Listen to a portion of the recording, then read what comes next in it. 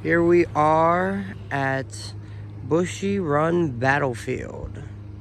And see, this is, I believe, only actually half of it. I believe there's some behind us as well. But we are here, gonna learn some history about the Pontiac War, and let's get right into it. This black plaque is talking about the Pontiac War and kind of how it started, and that it was kind of started because after the French and Indian War, the British settlers didn't really uphold their end of the bargain whenever to pull out of support with the French, and so they had a prophet told them that they should return back and make war with the British, and that they attacked Fort Detroit, as you can see right there, and then the war spread into the rest of western Pennsylvania, and it started the Pontiac War.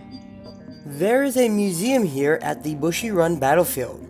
It is $5 to get in, but that not only pays for your admission into the museum, but gets you a tour guide and a golf cart tour around the battlefield. So while the museum is small, you do get to learn quite a lot about the battle. Our tour guide was very knowledgeable about almost every aspect of Bushy Run, and we got a far more in-depth look into everything. He knew everything in the museum plus. On top of our tour guide, everyone there were eager to help us take a look into the past. A lot of the museum is actually on the society and culture surrounding the war to help you understand more about what the people of the time were thinking, what condition they were in, and how they would have viewed this fight. One part they do really well at the Bushy Run Battlefield is depict both sides equally. Many of the historical battlefields I've gone to over the many years are mainly on the one side or the other, so it was cool to see the battle from both sides. At the end of the museum is about a 13-minute show on the history of the battlefield that I would highly recommend you stay for. Then we were off on our tour. The Battle of Bushy Run took 2 days of fighting.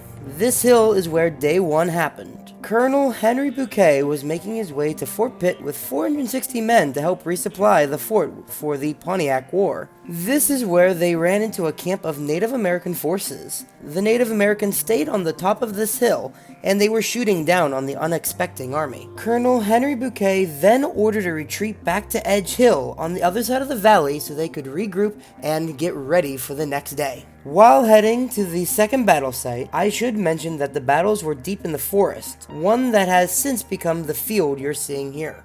Here at Edge Hill, Colonel Henry Bouquet decided to create a fort out of bags of flour and other supplies they had. This is where the battle would finish the next day. In 1930, Governor John S. Fisher appointed this monument with the 2 letters Colonel Henry Bouquet wrote and a map of the battlefield. The colonel would win the battle with his flour fort and make it to Fort Pitt, although being 55 men short.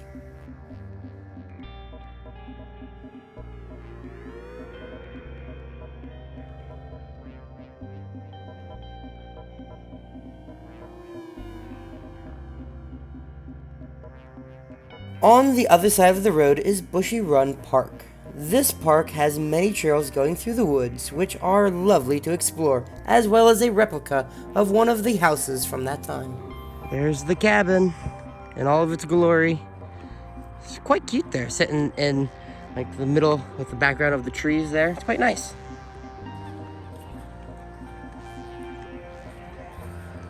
So, here's the house.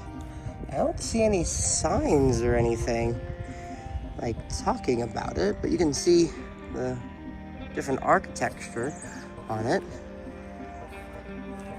And I believe, yeah, that door is padlocked, so we can't actually get in there.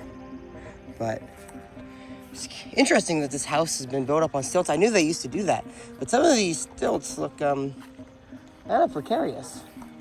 Look at that.